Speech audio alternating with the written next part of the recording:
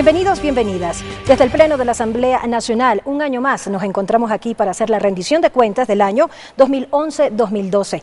Nos encontramos con el arquitecto Fernando Cordero Cueva, presidente de la Asamblea Nacional, y con mis colegas y amigos María Isabel Ceballos de Ecuador TV y Fabricio Vela de TC Televisión. Gracias por acompañarnos. De inmediato vamos a dar paso al primer video de este rendimiento de cuentas de la Ley Orgánica de Regulación y Control del Poder de Mercado. Adelante. La ley que regula y controla el poder del mercado otorga al país una serie de herramientas para desconcentrar la riqueza, generar competencia en el mercado y con ello luchar contra la pobreza en el país.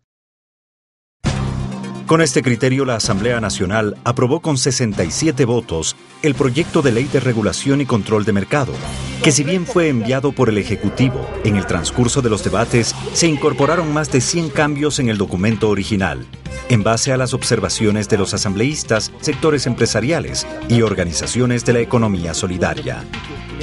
El proyecto tiene por objetivo evitar la concentración de la producción, tanto por el lado de la tenencia de los medios de producción como por las grandes actividades económicas primarias, extractivistas, exportadoras, así como la concentración en las ventas.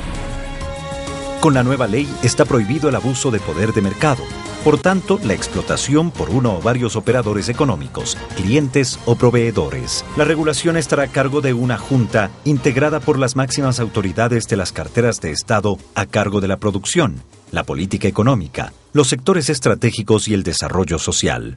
Uno ya se puede apoyar en esta regla, en este nuevo acuerdo, en esta nueva ley que sale para todos, no solamente para el productor, sino para el consumidor. Se crea la Superintendencia de Control del Poder de Mercado, la misma que pertenece a la función de transparencia y control social, como un organismo técnico de control, con capacidad sancionadora, con autonomía administrativa, presupuestaria y organizativa, la que contará con amplios poderes para hacer cumplir a los operadores económicos de los sectores público, privado y de la economía popular y solidaria todo lo dispuesto en la presente ley. 16 leyes han sido aprobadas en este último año y claro, esta es una de las más representativas, emblemáticas, aquella que ataca las prácticas monopólicas, que da mejores condiciones a los productores para que participen en el sistema de mercado. ¿Qué camino tortuoso, como lo recordamos, recorrió esa ley? Y sobre todo al ciudadano común le interesa saber esto, ¿cuánto le beneficia a su vida diaria una ley como esta? Bienvenido. Realmente el proceso de formación de las leyes, ya tenemos 3 años en este ejercicio, tiene que ser cada vez mejor comprendido y cada vez más cerca de la ciudadanía, de todos ustedes que nos están, en este caso, escuchando, rendirles cuentas. Yo quisiera compartirles algo que ha ocurrido en estos 3 años. Durante el primer año, la Asamblea se dedicó a configurar la nueva estructura del Estado. Me parece que todas las leyes que aprobamos en el primer año, que fueron 17 leyes, estaban encaminadas en esa dirección. Fortalecer sobre todo la nueva institucionalidad establecida en la Constitución. El segundo año es un año muy interesante porque apuntamos a modificar la función cualitativa del Estado, es decir, ya había educación, el Estado hacía educación pública, el Estado ya hacía salud pública, el Estado ya tenía universidades públicas, pero las reformas que hicimos con la nueva ley de educación, con la nueva ley de educación superior, con la ley de trasplantes en el área de salud, y con una cantidad de otras leyes que me demoraría en decirles, lo que apuntalamos es a esto que es las características de la prestación del servicio, es decir, el Estado modificando su propia condición de prestador de servicios, apostando a la gratuidad, pero al mismo tiempo a la calidad, porque las cosas gratis antes eran de mala calidad. El tercer año, ¿cuál es la característica? Hemos fortalecido esto que acabamos de ver en la ley de control al poder de mercado, la capacidad reguladora. Este tercer año es un esfuerzo de regulación. Esta ley que acabamos de ver, que es una de las aprobadas en el periodo 2011-2012, no es una ley que lucha contra el mercado. Hasta podrían decir que estamos tratando de perfeccionar el mercado, lo cual es imposible. El mercado siempre es imperfecto, por eso se necesita la regulación del Estado. Es una ley que evita los monopolios, evita los oligopolios, castiga estas prácticas perversas de, por ejemplo, lo que todos los días nos ha pasado a todos los ecuatorianos. Usted se iba a comprar carne y le decían, pero tiene que llevarse hueso. Esa era la expresión más popular, pero eso le decían igual. Quiero comprar pan, sí, pero aquí mismo me tiene que comprar la leche. Y así, esto o afectación a los productores. Esta era una de las formas pero habían unas mucho peores, perversas, es decir, obligarles a vender a un solo productor toda la producción. Para el rato menos pensado, pues, con el poder monopólico, decirle, vea, ya no le compro y quebrar la productividad. Pero lo que hace, presidente, si me permite, es eliminar los monopolios o simplemente regular los monopolios. Porque en este momento, yo recuerdo que cuando se expidió el reglamento para la aplicación de esta ley, los directivos de la Secretaría Nacional de Planificación y Desarrollo, SEMPLADES, habían dado datos reveladores. Por ejemplo, le cito un caso que se me viene a la memoria, el tema del aceite. Me parece que el 60 o el 70% de la producción y la comercialización del aceite está concentrada en 4 o 5 empresas. Y ahí estamos hablando probablemente de un ejemplo claro que se reproduce también en temas como el azúcar, el arroz u otros productos de primera necesidad. Por eso mi pregunta, ¿elimina o los regula? Los controla, exactamente, es la adecuada. No hablamos de control, sí. No hablamos de regulación, sino de control. Claro, el control al poder de mercado, que es esta capacidad perversa de querer incidir en el mercado, querer modificar el Estado, a veces con prácticas monopólicas. Realmente, cuando hay monopolio, se pueden generar una serie de dificultades para los que demandan el servicio. Y además, como hay un solo proveedor, pues estamos en manos de ese único proveedor, es decir, se pone en riesgo la calidad, se pone en absoluto deterioro toda posibilidad de competencia. La competencia no es mala en el mercado, la competencia es una forma de regular la calidad, la posibilidad de que el mercado esté en todo el espectro de la sociedad ecuatoriana. Pues nosotros no consideramos eso y por eso hay unos que son servicios exclusivamente prestados por el Estado, es decir, explotar los recursos naturales no renovables, solo por excepción. Monopolios favorables. Sí, los monopolios naturales que se llaman. Porque el Estado también tiene monopolios. Sí, los monopolios naturales. Si hay una superintendencia de control de mercado y que es una ley que recién comienza a regir en Ecuador, tomando en cuenta que es de los países de América del Sur últimas en sumarse a esta ley, es nueva realmente para América del Sur, Ecuador que se sume, ¿cómo se maximiza este bienestar solidario y sostenible después de una consulta popular ya un año para acá? Bueno, realmente la ley siempre busca beneficiar a la gente, es decir, no es cierto que las leyes son de quien las escribe, no es cierto que es de quien las vota, sí, esa es una falsedad que por ventaja hemos ido probando cada día con más fuerza y ahora tenemos inclusive investigaciones que nos permiten refrendar esto que ha sido una hipótesis y que ahora es una realidad. De las 60 leyes que hemos acumulado hasta ahora en el proceso Desde el año 2009. Desde el 2009 que se inauguró la Asamblea Nacional, de estas leyes, ustedes van a poder comprobar con una investigación que ha hecho Ágora Democrática con la Flaxo. Ellos muestran con números y prueban con todas las evidencias adicionales del análisis cuantitativo y cualitativo de que más del 54% de leyes, de todas las leyes que ha aprobado la Asamblea, se han aprobado con más de las 2/3 partes. Y aquí sí una aclaración. Antes de la Asamblea del 2008, de la Asamblea de Montecristi, las leyes en el Ecuador se dividían en orgánicas y ordinarias. Ahora también. Pero antes las orgánicas eran las que necesitaban más votos. Antes las orgánicas, que eran el 95% de las leyes, se aprobaban apenas con mayoría simple. Es decir, actualmente aprobamos esas leyes con 63 votos. Todas y anteriormente era con la mitad más uno de los presentes en la sesión de la Asamblea. Entonces, cuando decimos que ahora hemos aprobado más de la mitad de las leyes, el 54.3% exactamente, con las 2/3 partes, esa es una mayoría realmente más que absoluta, es una mayoría muy calificada. Y algo más interesante todavía, de esas, el 29% se han aprobado con más de 100 votos, es decir, con más del 80%, casi el 85% de toda la Asamblea Nacional. Es decir, las leyes son de ustedes, de la gente, hacemos para ustedes y ojalá cada vez hagamos más cerca de ustedes con socialización, Presidente porque eso Cordero, es lo que le garantiza la calidad de la en vida. este primer bloque que estamos hablando, analizando todos los que son temas económicos, avancemos también en un punto que creo yo es importante tocar, como es ley para la regulación de créditos para vivienda y vehículos, como también la ley reformatoria a la ley de propiedad horizontal. ¿Cuánto favorece ahora estas dos leyes en un tema que estuvo estancado por más de 20 años? Es decir, brindarle ahora a las familias ecuatorianas la seguridad de vivienda propia. ¿Qué pasaba con los créditos? Y hemos vivido, de lejos al menos hemos vivido, y en algunos casos hasta de cerca, porque nuestros familiares que vivían o que viven todavía en los Estados Unidos o en España, ya vivieron la crisis de la burbuja inmobiliaria, esta forma perversa del mercado de hacer ficticiamente crecer el valor de los inmuebles, pero también ficticiamente incrementar la supuesta capacidad individual o familiar de endeudarse. Es decir, eso que les pasó a los Estados Unidos, a los ciudadanos de Estados Unidos y también a los que viven en España, no queremos que pase en el Ecuador. Hemos hecho una regulación que permite endeudarse responsablemente y también prestar dinero responsablemente, no especular en ninguno de los dos Pero, sentidos. presidente, sobre todo que no se le retire el bien cuando Claro. ha pagado un crédito. Esta era la forma perversa como en España a nuestros compatriotas se les dejaba sin vivienda, pero sobre esto continuaba su crédito absolutamente Claro, intacto. Ahí está y justamente endeudados de por vida. la capacidad de regulación que propone la ley. Es decir, primero, el llamado a que se preste responsablemente y uno se endeude responsablemente. Y luego, la consecuencia si no se lo hace. Es decir, el banco que nos presta dinero e hipoteca nuestra vivienda tiene que hacerlo responsablemente, en el 100% del valor.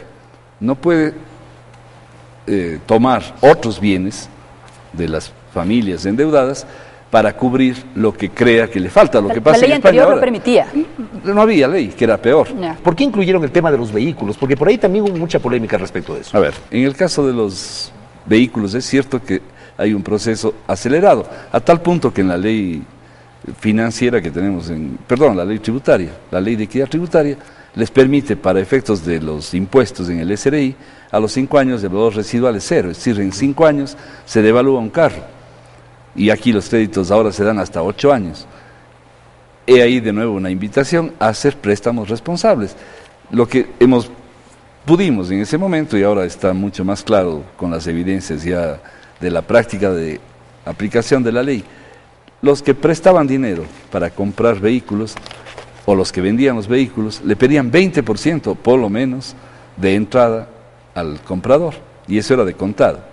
Estaba protegiéndose el banco o el vendedor de los vehículos de cualquier situación que pueda sobrevenir, porque primero había una ganancia implícita en el valor del bien, y la segunda, pues estaba cubierto de alguna manera cualquier devaluación en el mercado.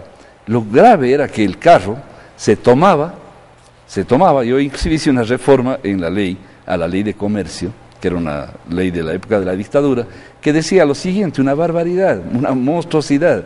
Decía que si es que uno no puede pagar una deuda, pero lo que ya ha pagado es al menos algo menos de la tercera parte del valor del bien, eso se entiende como una compensación al que le prestó la plata. Es decir, usted compraba en $10,000 el carro, había pagado 3,000. Y esos 3,000 eran. Y esos 3,000 eran del banco.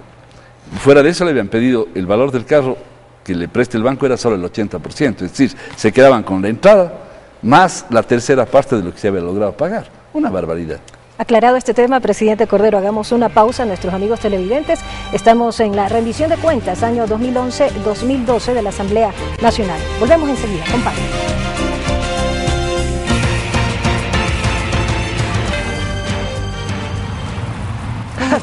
Don Marcial, dele suave que se le está poniendo la oreja roja. Sí, no es por el trabajo, Luchito, es porque en la Asamblea Nacional están hablando bien de nosotros.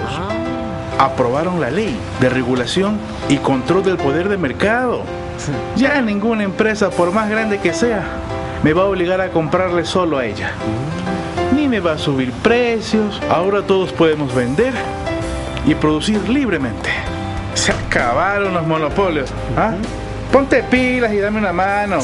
Empuja, empuja. En la Asamblea Nacional seguimos hablando bien de ti, de tu derecho a un mercado justo, con más oportunidades para pequeños y medianos competidores y mejores beneficios para los consumidores. Es así que se aprobó la Ley de Regulación y Control del Poder de Mercado, que entre otras cosas prohíbe y sanciona acciones que impidan la libre competencia, evita que grandes compañías perjudiquen a pequeños y medianos competidores. Además, elimina descuentos condicionados a través de tarjetas de afiliación. Y de aquí como siempre al sur, don Marcial. Nada. Hoy me voy para otra ruta. ¡Nos vemos! Asamblea Nacional. Seguimos hablando bien de ti.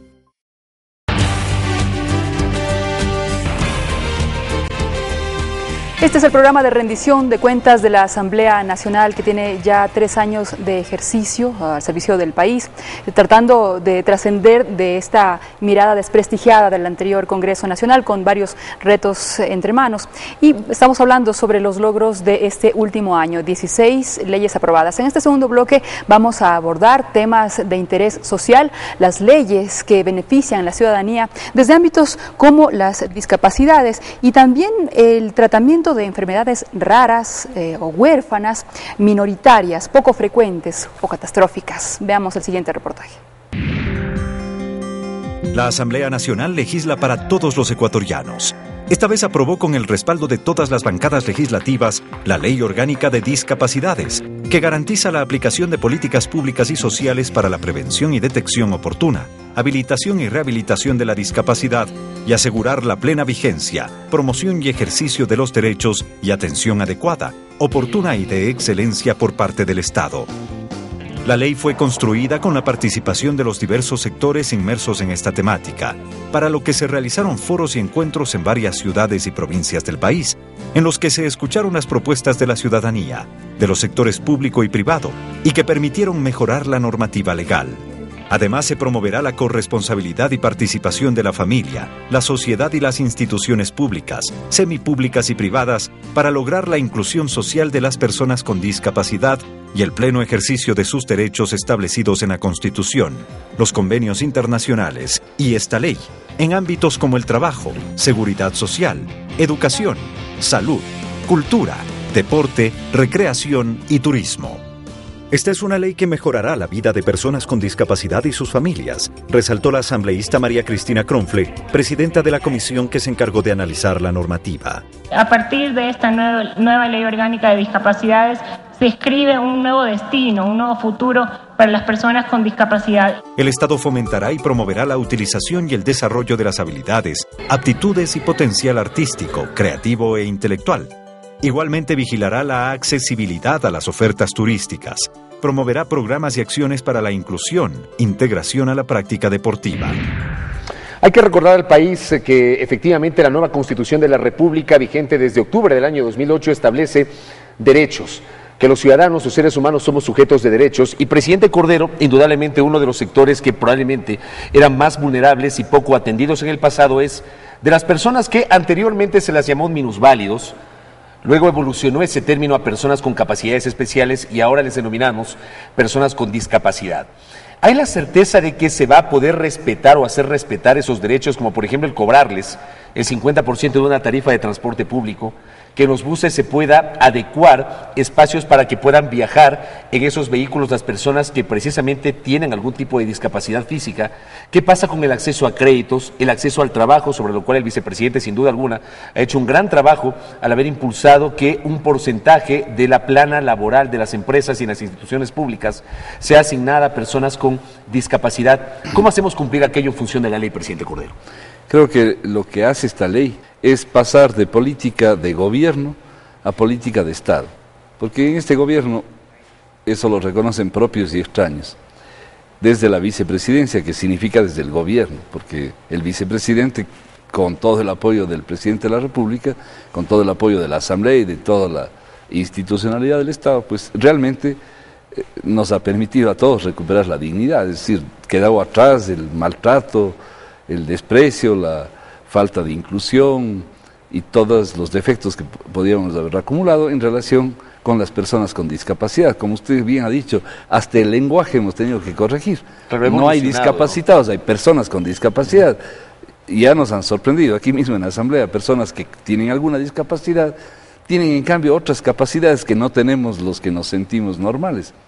La discapacidad además se puede adquirir, por tanto, esta es una ley maravillosa porque además de ser solidaria, nos obliga a todos a tratarles como iguales, no a excluirles en ningún sentido. Hasta los seguros médicos están regulados en esta ley. Asimismo, en este caso, presidente Cordero, se ha trascendido de derechos, de garantizar derechos, prevención, detección oportuna, habilitación y rehabilitación en el caso de las discapacidades, pero también becas para la formación.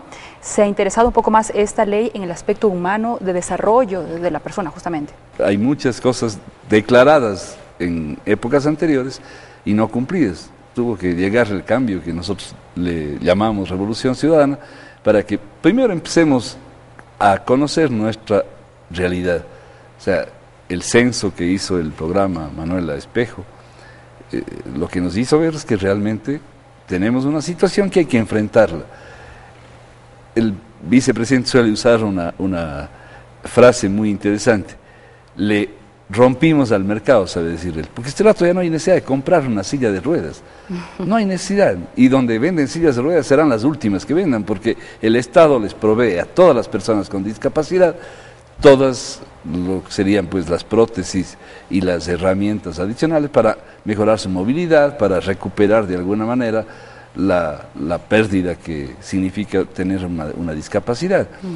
Pero adicionalmente, en el plano más profundo de lo que significa el Estado al servicio de las personas con discapacidad, se reducen todas las formas de exclusión y se fomenta la integración a los sistemas de educación. Es decir, no se puede tener escuelas especiales en todas partes. Lo que se puede hacer es que las escuelas integren a las personas con discapacidad, y claro, para cierto tipo de elementos, los circuitos educativos pueden tener algún tipo de ¿No complemento? es este un proceso nuevo en el que Ecuador recién no solamente revela a través del último censo la triste realidad de cuánta gente enferma hay en el país, ¿verdad? Y no solamente enferma, sino con también enfermedades catastróficas y gente que en el camino se hace discapacitada, no nace así, sino que en el camino se hace.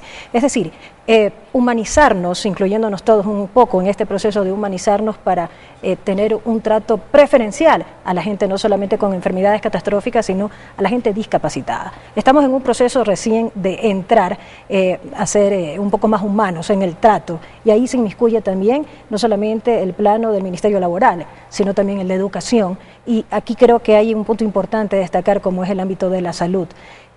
No alcanza cama para tanta gente, y en esto no solamente gente que tiene enfermedades catastróficas, sino el que acude a diario a una casa asistencial. Programas, proyectos a futuro habrá para mejorar aún más las condiciones de personas que necesitan un trato especial. Sí, justamente lo que decía hace un momento, las leyes lo que hacen es trascender la política de un gobierno más allá del periodo. Entonces, la ley de enfermedades catastróficas o la definición de enfermedades catastróficas, porque la ley realmente lo que buscaba era cubrir a las personas con enfermedades raras o huérfanas, que el nombre nos puede resultar un poco extraño, pero son aquellas enfermedades en las que 5 o menos personas padecen una enfermedad por cada 10.000 habitantes. Raras. Por eso son raras. Huérfanas porque no hay ni siquiera médicos o conocimiento científico o medicamentos para atender. Es decir, en las boticas no se consiguen, en las farmacias tampoco, no hay suficiente capacidad en el talento científico profesional disponible. Entonces, por eso el Estado tiene que acudir en apoyo de esas personas. Pero lo que dice Minerva, ¿está en capacidad de hacerlo? Sí, esa gratuidad que garantiza la Constitución. No hay cómo, la palabra garantizar que esté en nuestra Constitución, hay que tenerla en el tiempo. Es decir, no vamos a cambiar ni por haber escrito en la Constitución, ni por ponerle en una ley la realidad, pero obligarnos a actuar en esa dirección es un camino correcto. Porque el tema también pasa por se va a procurar que todas las medicaciones, se va a procurar que todas las medicinas estén disponibles. El Estado se obliga a procurar de que eso ocurra. A lo mejor no siempre será posible, pero el hecho de trazar una vía para el comportamiento social de las entidades y de las personas es importante. Al menos para los que menos tienen, tal vez. Claro, no es que es más grave porque es pobre, porque la pobreza es un estado que se puede superar, pero se afecta más porque no se puede mitigar el efecto de la discapacidad. Es decir, una persona pobre en el pasado no tenía ni siquiera para tener una prótesis, no tenía para una silla de ruedas, porque no este tenía mandato se para cumpla, dormir presidente más Cordero, cómodamente. pero creo que abrió una brecha muy grande en cuanto, a ver, puede haber la decisión, incluso la hay por parte del mismo presidente y se cumple, así es, pero abrió una gran brecha y demostró que no es la logística para ayudar a tanta gente en el país, que después del último censo se demostró la cantidad de población enferma que existe en Ecuador y que puede haber la decisión y por supuesto también hay la disposición económica para hacerlo, pero no hay los médicos o los tratamientos necesarios a seguir. De ahí que abrió un gran espacio y un vacío de las necesidades que en cuanto a salud Ecuador tiene. Claro, lo importante es saber que estamos caminando en la dirección correcta. Sentirnos triunfalistas, decir que todo está solucionado sería un error imperdonable. Tenemos más de 1 millón de personas que se han afiliado al IES. En una de las leyes que hemos aprobado en este periodo está una ley económica urgente que en una disposición transitoria permite que todos los morosos, los empresarios, los patronos, los empleadores morosos, los que han tenido cantidades de personas trabajando para ellos pero no les han afiliado al IES, puedan, mediante una moratoria, que se da por 6 meses, igualarse hacia atrás y hacer que inmediatamente casi otro 1 millón de personas se incorporen al IES. Ustedes me van a decir, y los que nos están escuchando se van a asustar, ¿y de dónde va a sacar el IES tantos recursos? Es que ahí está la solidaridad, es decir, los aportes nuevos hacen que el Ecuador tenga hoy día una situación privilegiada. Vamos a tener más gente afiliada activamente para cubrir a todos los jubilados, a todas las personas que se enferman, que no son todos, porque los jóvenes se enferman menos, entonces los jóvenes tienen que hacer aportes solidarios para que cuando ellos dejen de ser jóvenes puedan tener una jubilación digna, puedan tener una pensión adecuada, puedan tener todos los servicios de salud que no esté ligado a su condición económica.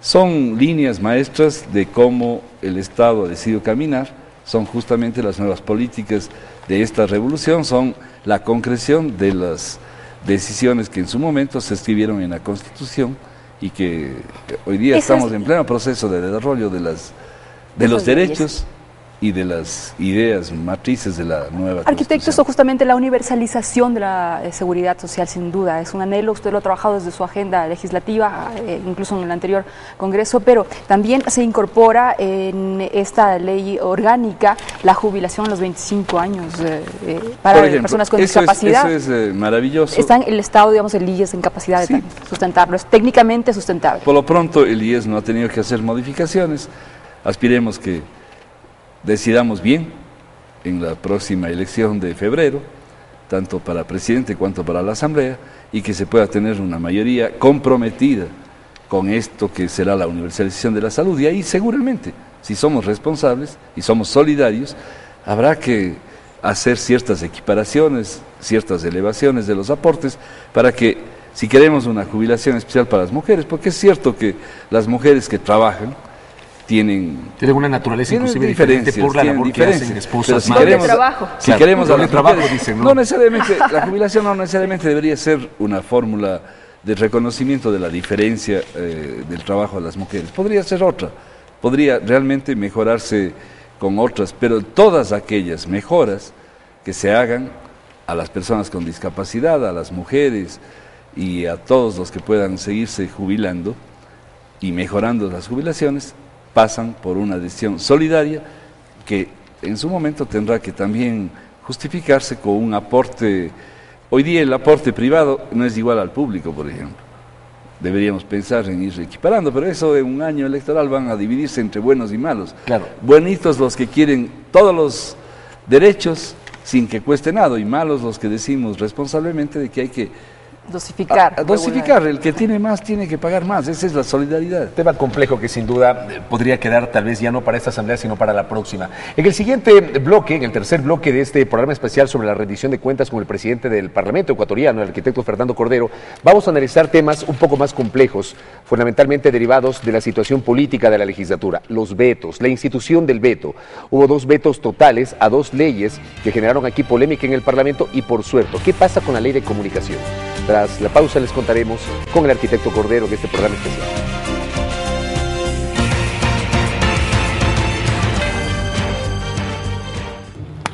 ¿En serio? ¡Qué buena noticia! Gracias. ¿Con quién hablabas tanto que estás así de feliz? Hasta tienes la oreja roja.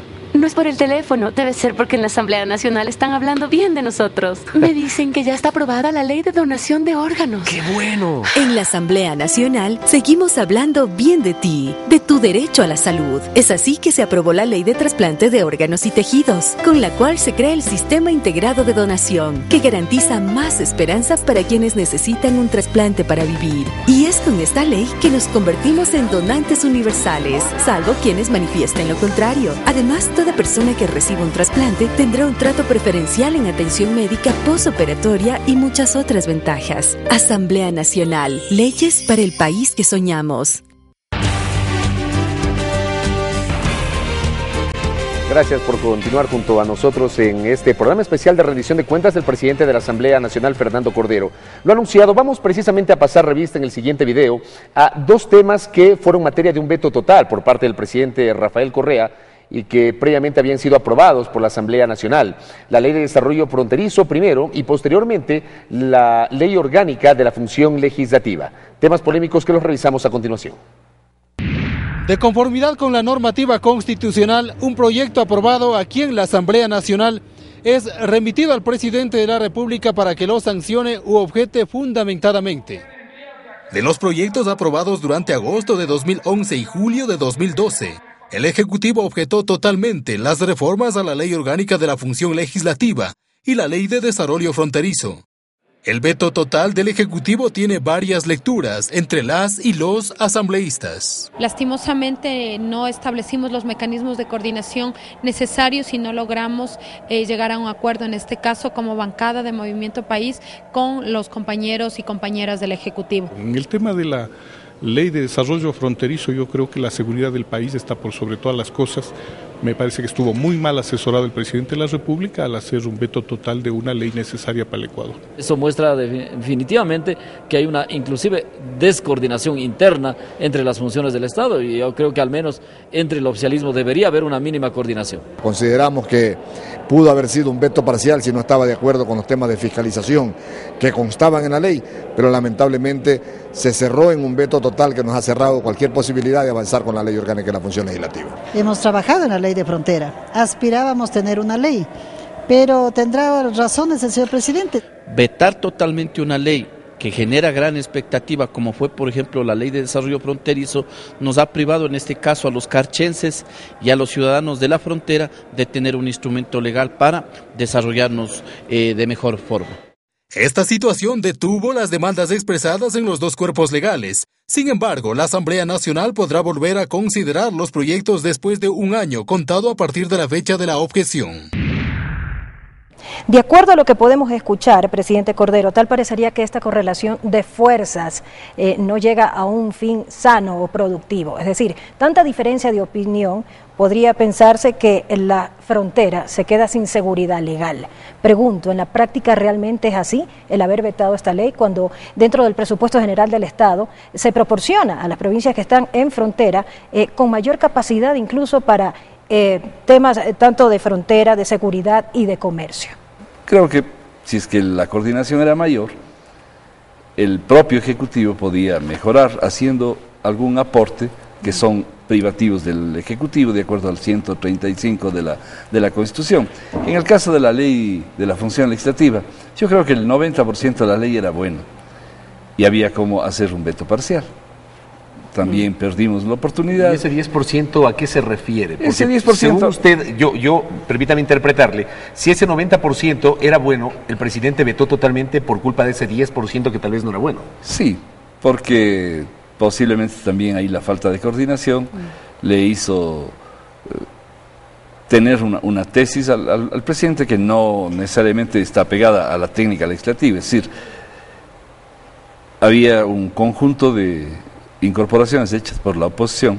Por el tema de fiscalización, sí, básicamente. Que requerían un veto total, es decir, era absurdo lo que estaban proponiendo, es decir, en algún caso le suplantaban prácticamente al proceso de fiscalización por una especie de sainete público, es decir, quienes quieren fiscalizarle a un ministro, es decir, todo el proceso, todo el debido proceso de la presentación de pruebas de cargo y de descargo, eso era burlado por un proceso, entonces eso era totalmente vetable, pero otros temas de la ley eran buenos. Ahí simplemente hubo la duda de que si el presidente podía hacer un veto parcial cuando habían elementos que había que retirarles totalmente, es decir, lo que dice el artículo 138 de la Constitución es que cuando el presidente quiere vetar una ley parcialmente debe proponer un texto alternativo. Y en el caso de la fiscalización no había ningún texto alternativo. El texto alternativo era dejar la ley como está actualmente. Y que ese era un texto, es decir, yo sostengo que se siga tramitando en la comisión de fiscalización. Ese era un texto adecuado. Pero vamos al veto quizá desde el punto de vista más conceptual. Más dogmático, justamente. Claro. ¿Cómo hacer para mejorar, en este caso, como usted lo ha identificado como una falta de explicación, de coordinación, cómo mejorar esos mecanismos de acercamiento para que también el Ejecutivo esté en la capacidad del conocimiento total, lo que es un veto, para que el veto no sea el fantasma de desprestigio de, en este caso, la Asamblea Nacional, porque pasamos de un pasado en el que atacábamos la ingobernabilidad en el legislativo, ahora a una sumisión. A ver, supuesta aquí sumisión. No sé si alguien tiene una cámara aquí para que puedan compartir conmigo este título de El Universo del 29 de diciembre del 2005, obviamente no estábamos en este gobierno, y el expresidente León Febres Cordero le dice al Ecuador que los medios de comunicación están hablando con el presidente Palacio para que haga un veto en contra de una ley propuesta por su coidiario, el diputado en esa época, Alfonso Harf. El veto siempre será polémico, el veto siempre será motivo de controversia, porque esa es la esencia del veto. El veto es una entidad creada 6 siglos antes de Cristo en Roma, para justamente poder contrarrestar el poder de los patricios o el poder del Senado.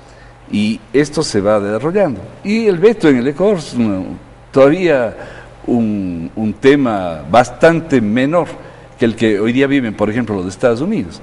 En los Estados Unidos, que tanto nos interesa a veces tenerle como el ejemplo de la democracia y el prototipo del país en donde se respetan todas las libertades, el presidente de los Estados Unidos, no el actual presidente, todos los presidentes de todos los tiempos, tienen 3 tipos de vetos. Veto total, igual al que tiene el Ecuador, veto parcial, igual que el que tiene el Ecuador, y uno que le llaman veto de bolsillo, que también tenía México. El presidente Calderón abolió el veto de bolsillo en México recién. ¿Qué es el veto de bolsillo? Es una capacidad que le dan al presidente de los Estados Unidos de guardarse la ley. Por eso la figura metafórica de que se guarda en el bolsillo, no pasa nada, no veta, es decir, no objeta, no tiene controversia con el poder legislativo, tampoco firma la promulgación. Pero la inmoviliza. Nosotros aquí en el argot político de esta época que dicen que cuando las cosas no tienen resolución se quedan en el limbo, ya ni los cristianos creen en el limbo, pero ahora en la Asamblea hay algunas cosas que no se resuelven ni a favor ni en contra. Eso es el veto de bolsillo, es decir, no está en ninguna parte, pero no hay ley. Dice textualmente la norma en los Estados Unidos, el presidente, si guarda el documento 10 días sin contar los domingos y el Congreso no está reunido, se entiende que no hay ley. Presidente Cordero, los acuerdos a los que aparentemente se han llegado y no se han respetado, al final han puesto al presidente, que es colegislador, como legislador absoluto. Desde su punto de vista, ¿esto es falta de comunicación o se interpreta como intereses creados que no se transparentan muchas veces ante la opinión pública? La mitad de las leyes que hemos aprobado no han sido vetadas. Primera referencia para desmentir este ultrapoder, el poder que estaba vigente desde antes de que el Ecuador se llame Ecuador. Yo no puedo defender los vetos del presidente Correa, porque muchas veces hemos estado en contra, hemos ratificado textos en la Asamblea. El presidente tiene que defender sus vetos y nosotros deberíamos defender nuestras leyes, pero admírense también ustedes de que la Asamblea, con el voto de la mayoría, o de la oposición, no de la mayoría, que a veces somos aliados de país y nosotros mismos, pero con el voto de una significativa mayoría, en algunos casos hasta unánimemente, nos hemos allanado, es decir, hemos aceptado el texto del presidente. Los vetos en el mundo entero, también de nuevo en el ejemplo de los Estados Unidos, tienen una correlación de poderes diferencial. Pero es que el problema, mientras el presidente puede proponer un veto y se necesita solamente la mayoría simple para aceptar lo que propone el presidente, más uno de los presentes. En todas las legislaciones del mundo, o la mayoría de ellas por lo menos, se necesitan 2/3 partes, una mayoría calificada. Para insistir. Sí, porque el veto es un tema político. Pensemos en que en el Ecuador, con excepción de este periodo y algún momento en la presidencia del doctor Rodrigo Borja, generalmente los congresos eran la suma de minorías que habían perdido las elecciones, que se convertían en una mayoría acomodaticia para oponerse al presidente de turno. Entonces el veto es una entidad política de siempre. Pero ¿no será que pasar, seguirá me siendo, permite, presidente Cordero, al otro extremo? Es decir, yo coincido con usted, el veto es una institución que ha existido siempre, desde que yo ejerzo el periodismo y cubro la actividad política, yo conozco que ha habido precisamente vetos parciales, vetos totales, en la capacidad del Ejecutivo de colegislación. Pero pregunto, ¿no será que esto pasa, esta polémica reciente, donde han casi que elevado una categoría de mito, mal entendido el tema del veto, precisamente por culpa, le consulto, de una reticencia de la bancada oficialista para abrirse un poco al diálogo con otros sectores de oposición? Y, por ejemplo, eso se podría sentir en el caso de la ley de comunicación, que no tiene consenso y casi que está peleado voto a voto el tema y por eso no se logra votar. Sí, pero ahí hay un mito de por medio, que es el mito del veto. Es decir, hemos llegado a los extremos de escuchar aquí a personas inteligentes decir que la ley está muy buena, pero que no van a votar porque tienen miedo del veto. Pero eso era que piensen antes de pedir el voto para ser legisladores, porque yo les contaba hace un momento, en este mismo espacio de diálogo, que más de la mitad de las leyes, el 54% hemos aprobado por 2/3 partes o más de votos. Ese es el número que necesita la Asamblea para insistir en sus textos. Si la Asamblea vota con más de las 2/3 partes la ley de comunicación, seguramente tendremos los votos necesarios para resistir frente a un eventual veto. Que Pero además eso no ocurrió con la ley de servicio público. Una sola vez. Con la ley de servicio público aprobaron con más de 100 votos, 107 si la memoria no me es infiel.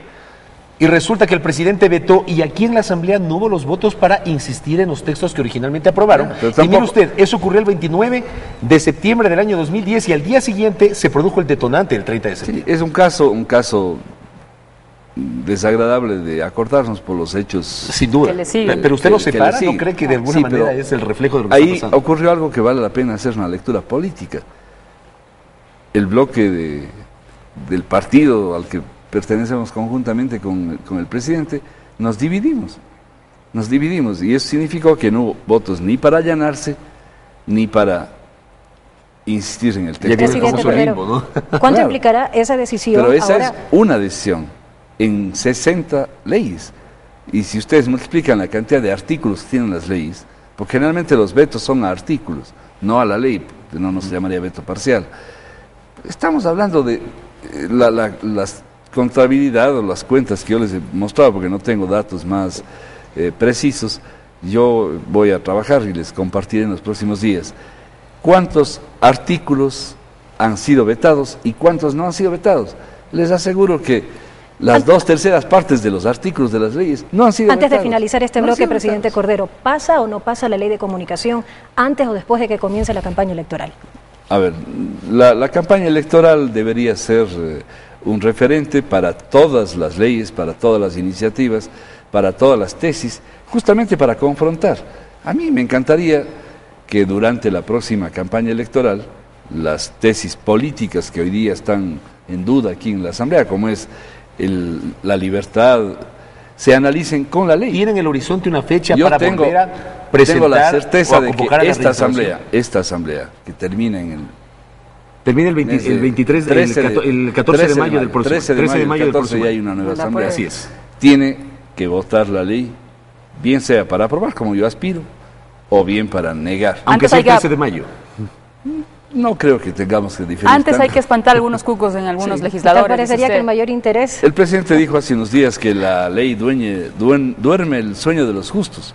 Yo creo que no duerme el sueño de los justos. Perfecto, más presidente. Bien vive el problema de los injustos, de las arremetidas distorsionadoras que ha tenido la oposición, secundada por una buena parte de los medios de Sin duda es un tema que nos interesa y sobre todo a quienes estamos aquí como colegas periodistas. Pero tenemos que hacer un a todos corte, ustedes, los periodistas Cordero. del Ecuador entero, les beneficia porque transparenta sus derechos y además hace presiones respecto a la libertad, que creo que son pioneras en el mundo entero. Nos queda un bloque todavía, hacemos una pausa y regresamos enseguida con el último segmento aquí en esta rendición de cuentas de la Asamblea Nacional. Ya volvemos, sigan con nosotros.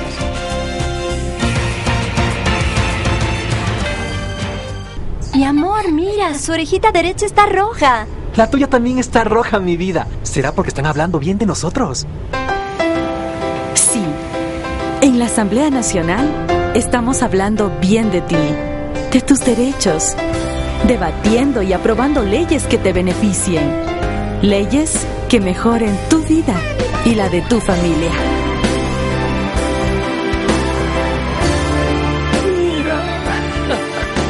Estamos hablando bien de ti. Asamblea Nacional.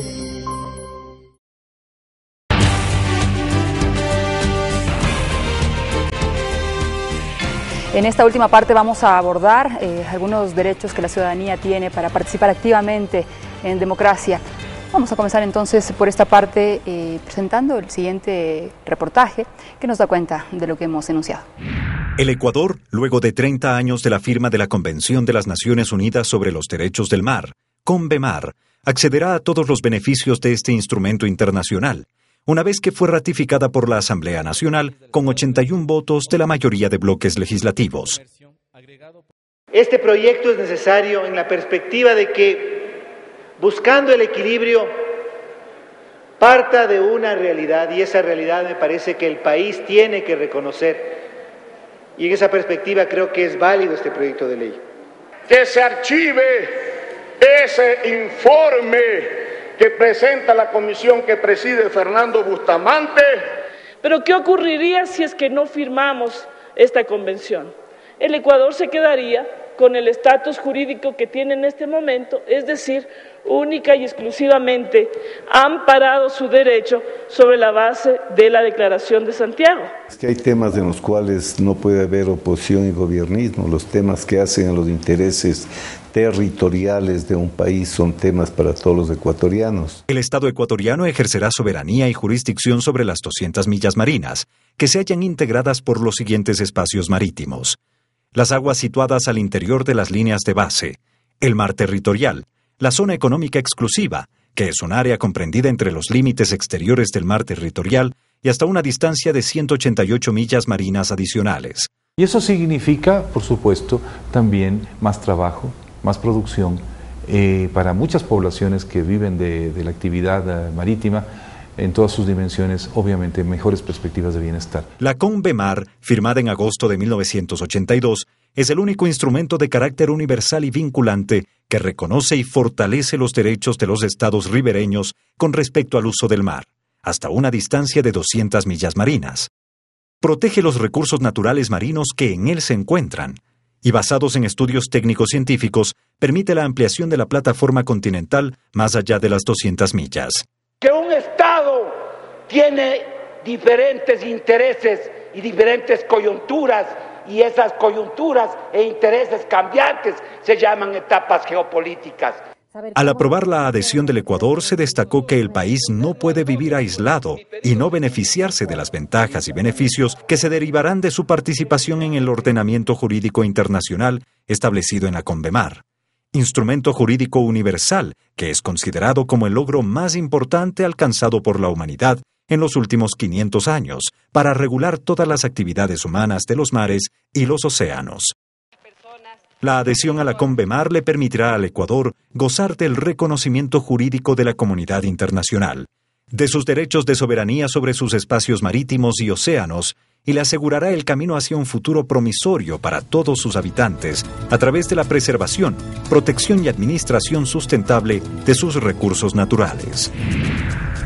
La Convemar, de hecho, tiene un aspecto muy importante vinculado a la participación de los sectores pesqueros y económicos en la plataforma continental y también en el mar territorial perteneciente al territorio ecuatoriano. Pero precisamente vamos a abordar rápidamente en este último bloque algunos temas que quedan pendientes, presidente, vinculados a participación. La consulta prelegislativa. En la Ley Orgánica de la Función Legislativa, que fue vetada totalmente por el presidente de la República, había una serie de normas para generar esa consulta prelegislativa. El Consejo de Administración Legislativa CAL viabilizó la aprobación de un instructivo para el efecto. ¿Está listo ya ese instructivo? ¿Ya estamos a puertas de comenzar este proceso? Así es, justamente hemos tenido que suplir la ausencia de la ley por el veto mediante este instructivo, que lo que hace es precisar lo que en una sentencia lo estableció la Corte Constitucional. Esa sentencia de la Corte tiene en la parte pertinente un carácter normativo temporal, así lo dice la propia sentencia, en relación con la ley de minería, que es aplicable a todas las consultas prelegislativas que deban hacerse ante para la ley del agua, la ley de cultura y todas las otras leyes que necesiten ser consultadas. Está todo listo, será realizada la consulta y este es un respeto a los derechos colectivos. Y algo que lo hemos comentado ya a lo largo de este año, va a ser la primera vez en el mundo, el Ecuador va a ser pionero entre todos los países que suscribieron el convenio 169 de la OIT, va a ser el primero en que se haga este tipo de consultas. Por tanto, vamos a aprender, pero también vamos a inaugurar el respeto a los derechos colectivos, ya no en el discurso, sino en la práctica. Ahora, en el tema de las casas legislativas, ¿qué poder le otorga al ciudadano la Asamblea, la nueva Constitución, los instrumentos para poderlo habilitar? Bueno, esa es realmente una herramienta maravillosa que le hemos usado a plenitud. Tenemos 19 casas en el Ecuador, están 5 en proceso de consolidarse en varias provincias que todavía no tenemos.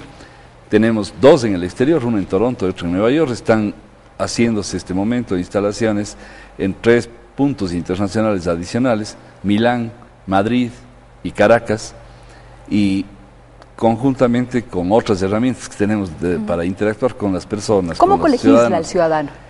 Participando directamente, es decir, el propio Pleno, aquí está toda la Asamblea adecuada tecnológicamente para que las 12 comisiones especializadas, la Comisión de Fiscalización y el Pleno puedan recibir al ciudadano en comisión general, que es una forma de participación equivalente a la de los asambleístas.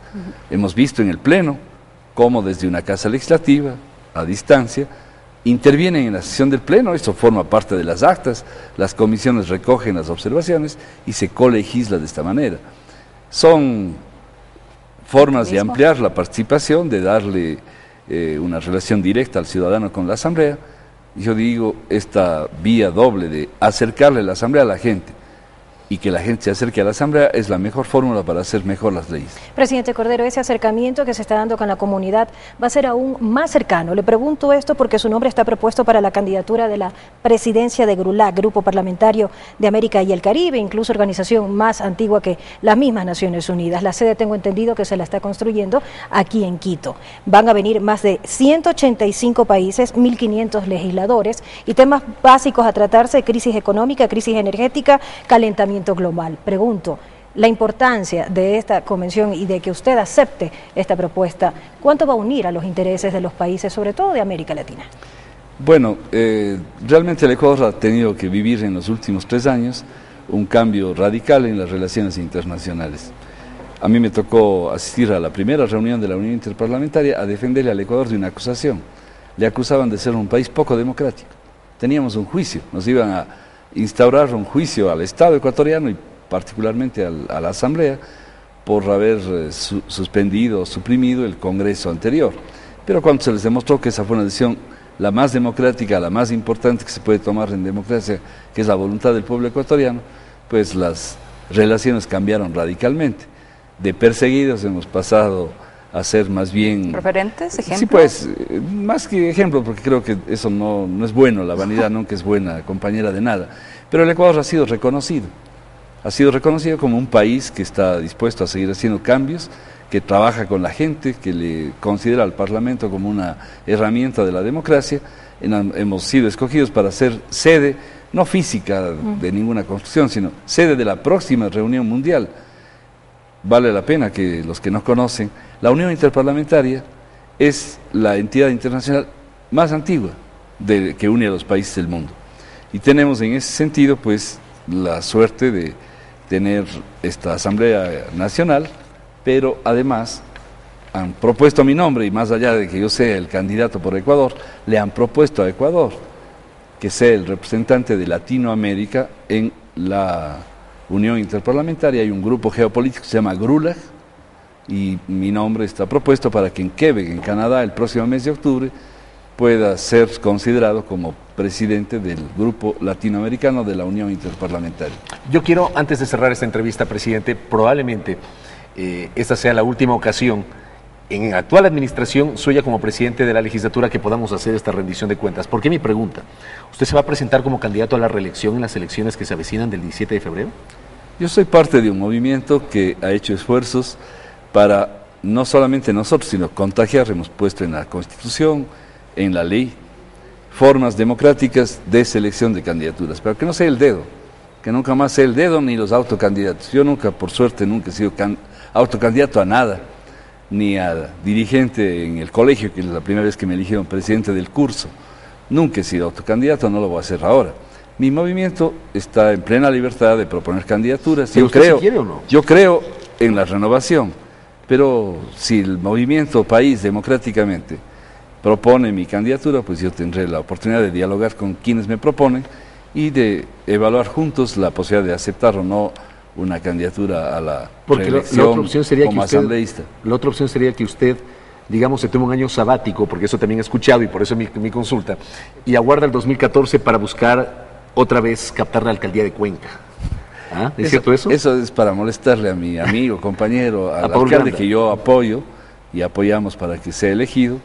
El alcalde de Cuenca pues es nuestro compañero y tiene todo nuestro apoyo.